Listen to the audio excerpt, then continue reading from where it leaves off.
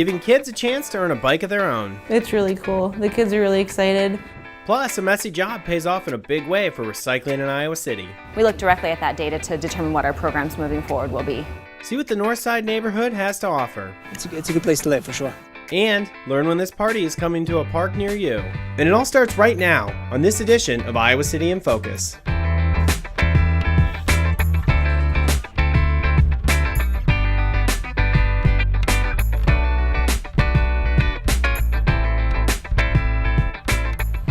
Olympic cyclist John Howard coined the phrase, "The bicycle is a curious vehicle. Its passenger is its engine." The freedom that comes with riding a bike is never more impactful than when you're a kid. That's why the city started up a program that's working to get more youth pedaling around Iowa City. Can you guys find the brake lever and then follow the cable all the way to the brakes?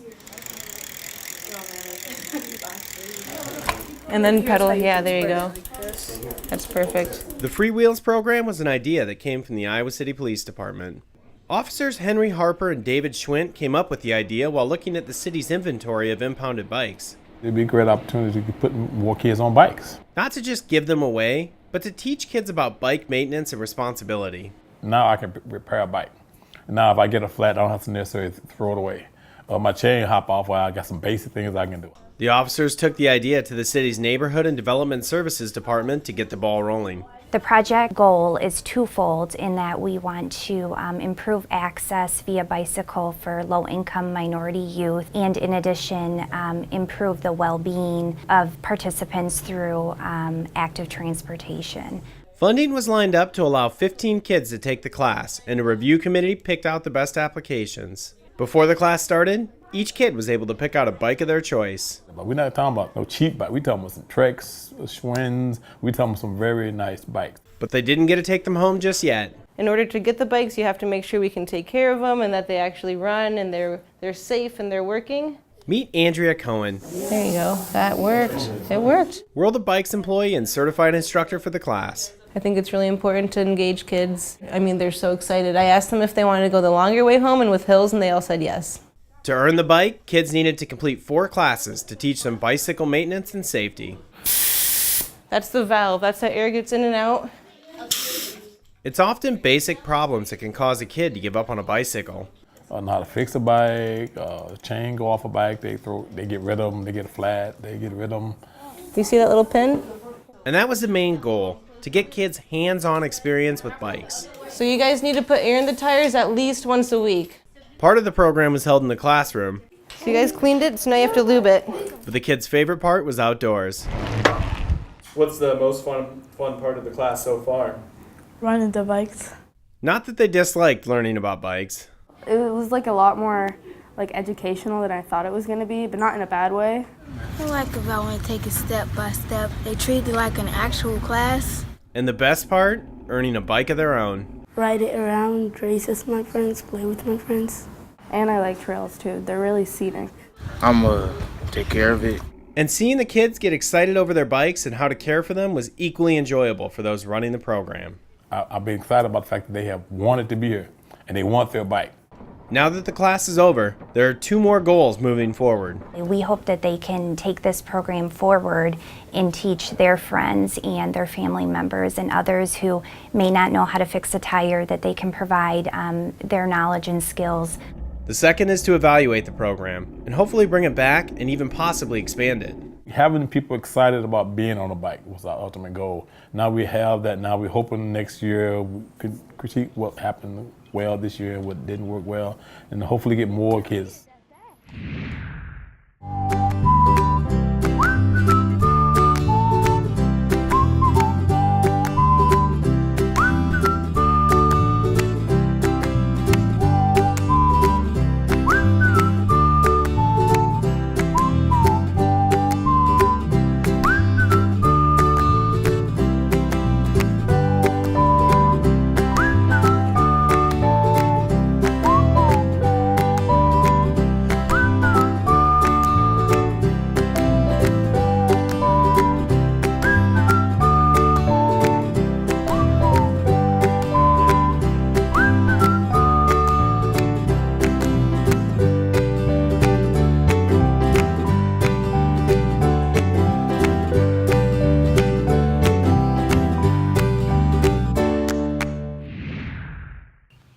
we take our garbage out, we don't spend a lot of time thinking what all is in it.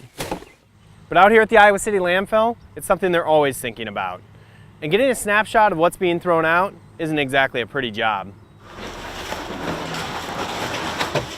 It is not a glamorous job. Not that a dirty job is uncommon at the landfill, but this one is unique. So we're hand sorting trash that's coming here to the Iowa City Landfill and Recycling Center.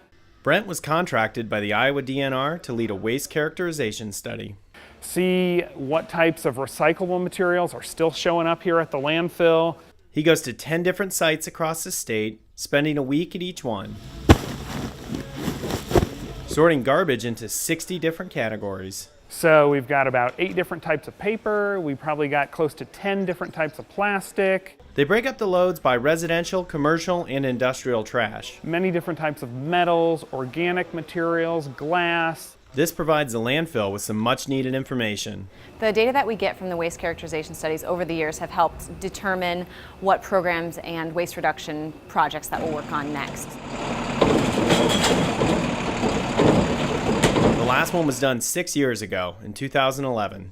The 2 big ticket items were food waste, which was 15%, and cardboard, which was 12%. So those are 2 areas that we've really focused on over the past 5 or 7 years. That prompted the city to enact food waste reduction and curbside composting programs. And there are more changes on the way. So we are working on a cardboard ban. We'll be taking that to council very soon.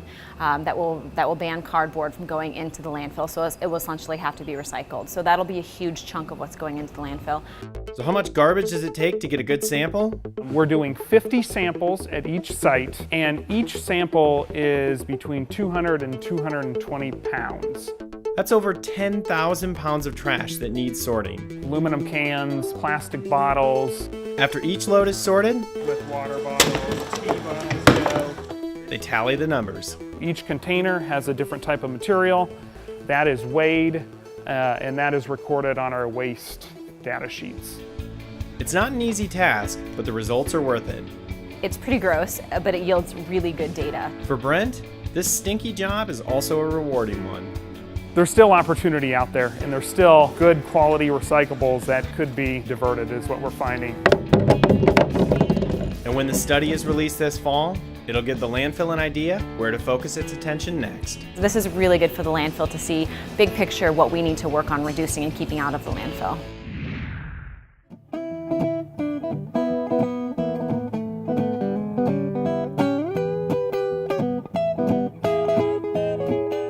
Market is kind of our thank you to the community for supporting our farmers market. So the vendors donate their foods, we cut them up, peel them, do whatever we need to prepare them, and then we serve them to the public for free.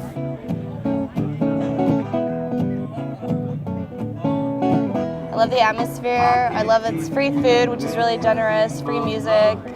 It's really, you get that feel of a community here. Keeping my life real. I don't need no microwave. I really like being able to see all the local farmers. They just seem really happy to be like selling all their crops, and everything just looks really good. Everything's spread out and like organized. All the tables are really colorful. Donald Trump ain't nothing but Trump to me.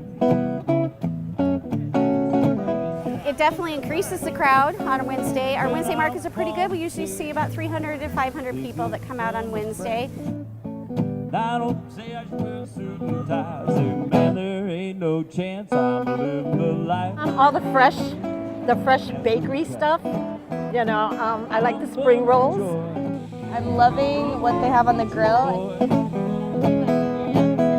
Warren Buffett ain't got nothing on me. You know, we've been in existence since 1972, so we've certainly, you know, become a staple in the community.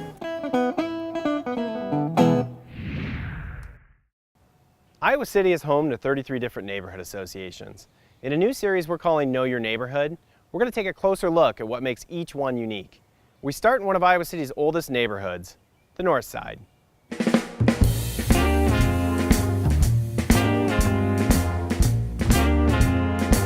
Each house in the Northside has a lot of character and personality.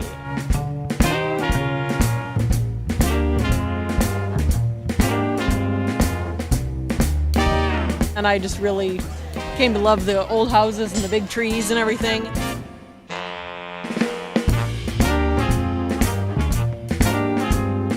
I think, yeah, walkability, bikeability. You can be, close to downtown and still have a yard, for instance.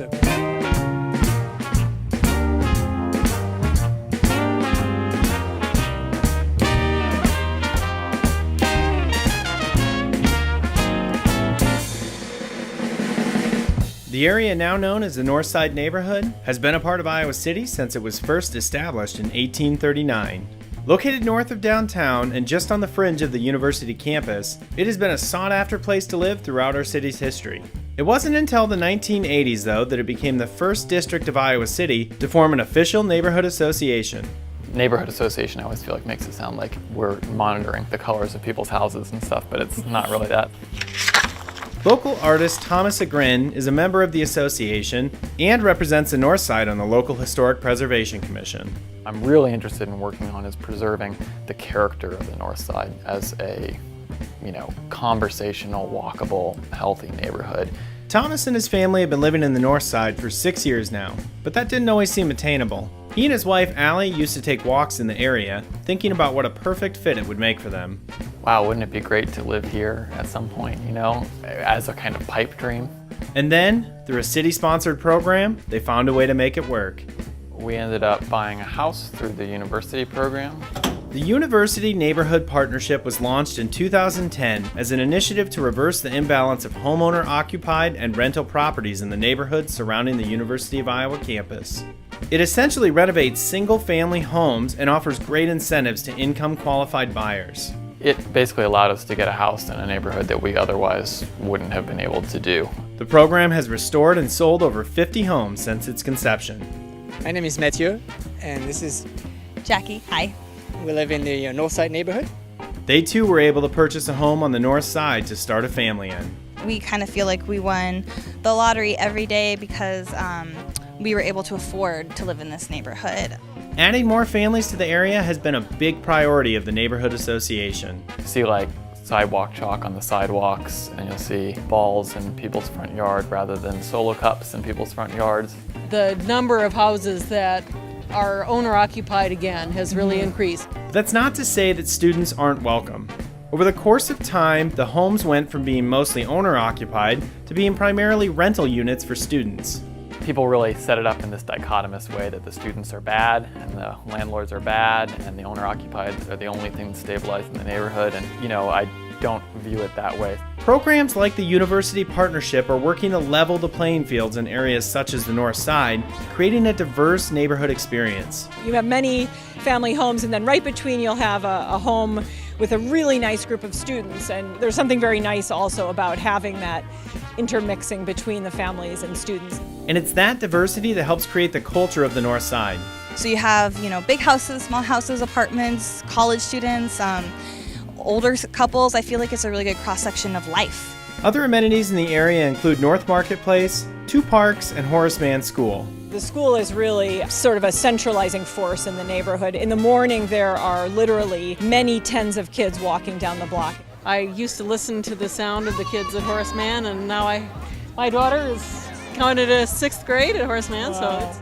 Another thing people told me they love has to do with the unique openness in the community. Almost every house has a porch, and I would say there is a culture of people sitting on their porches, talking to each other. We sit on the front porch all the time now, and we know so many people in the neighborhood. I actually have said many times that I bought my house for the porch. Yeah.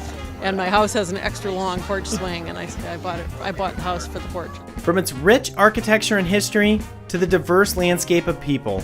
It almost feels like small-time living, but in a university and vibrant community. Those living in the Northside Neighborhood invite you to stroll the streets, strike up a conversation, and maybe kick your feet up on the porch. We wouldn't leave the North Side for anything.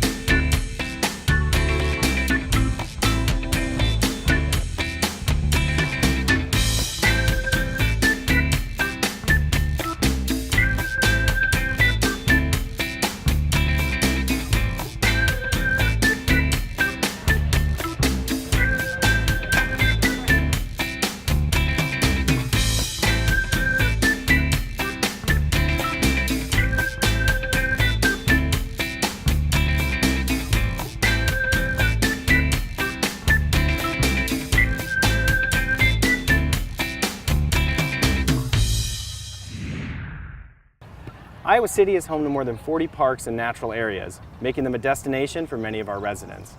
An annual event is using those spaces to bring neighbors together. Joining me is Julie Seidel-Johnson, Director of our Parks and Recreation Department. Thanks for joining us, Julie. Thank you for coming out to our fun night here in the park. So tell me a little bit about the idea behind Party in the Park. Party in the Park is all about gathering our residents.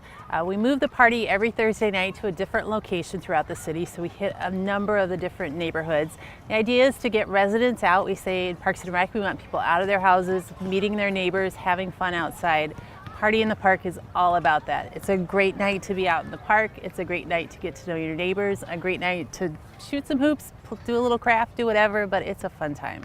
And what sort of activities and entertainment can people expect when they come to these? Sure, every Thursday night, 6:30 to 8:30, and it varies a little bit depending on which park we're at. But first of all, there's usually a children's craft, there's a playground to play on, there's usually an ice cream treat at the end of the night.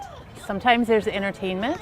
Most nights we have the city bookmobile with us this year, so most nights you'll see the bookmobile. And more often you'll see representatives from our public safety, so either police officers or firefighters and some of their equipment along, so you can get a chance to sit in the seat and see what it's all about.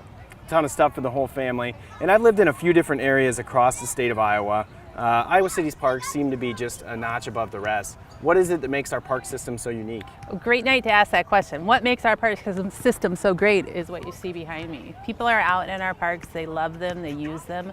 They really are the community gathering place. And I think that because we have that community support, people want their parks and value them. So we deliver, and it's a great community to live and work in. Great, thanks so much for telling us all about it, Julie. Excellent. And you can head to our website if you want to know when Party in the Park is coming to your neighborhood. Just head to icgov.org/partyinthepark2017. Next time on Iowa City in Focus, we continue our Know Your Neighborhood series with a closer look at the rich history of Lucas Farms. And let us know what topics you would like to see covered in future shows. Email us at info@citychannel4.com or reach us on Facebook by liking the City of Iowa City government page. Have a great July. We'll see you next month on Iowa City in Focus.